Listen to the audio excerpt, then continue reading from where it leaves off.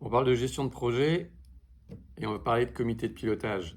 Le comité de pilotage, qui est une réunion très importante dans le cadre de la gestion d'un projet, qu'on va faire généralement une fois par mois, tous les 2 mois ou au minimum de façon trimestrielle. Ce que je vous propose ici, c'est de vous proposer aussi un ordre du jour. Dans une précédente vidéo, je vous ai parlé de la réunion de lancement, qui était en quelque sorte le premier comité de pilotage. Là, maintenant, ce dont je vais vous parler, c'est les autres comités de pilotage, les plus classiques en cours de projet. Qu'est-ce qu'on va inclure dans ce comité de pilotage? Faisons simple et pragmatique, hein. Le premier point, c'est l'avancement, évidemment. L'avancement par rapport au dernier comité de pilotage, j'avais expliqué ce que j'allais faire.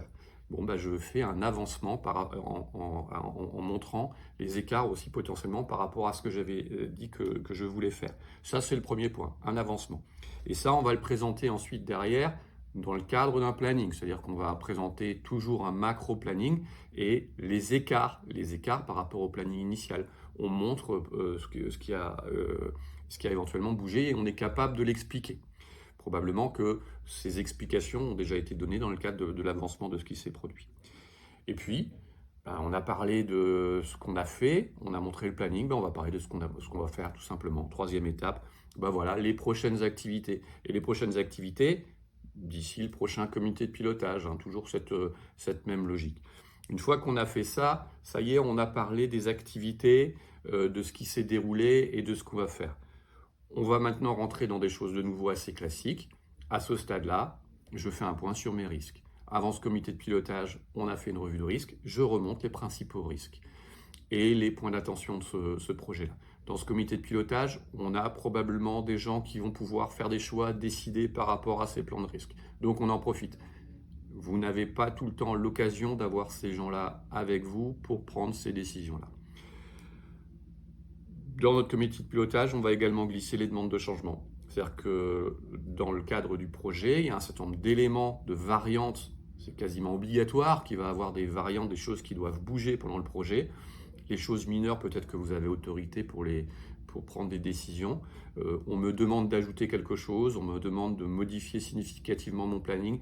Je vais étudier ça en amont du comité de pilotage, je vais proposer ma solution au comité de pilotage et le comité de pilotage va décider. Donc nos demandes de changement, les décisions attendues, on va aussi les faire passer dans notre comité de pilotage. Un point financier, si on est dans un cadre où ça a du sens de faire un point financier. Et puis, à ce stade-là, on s'approche de la fin du comité de pilotage.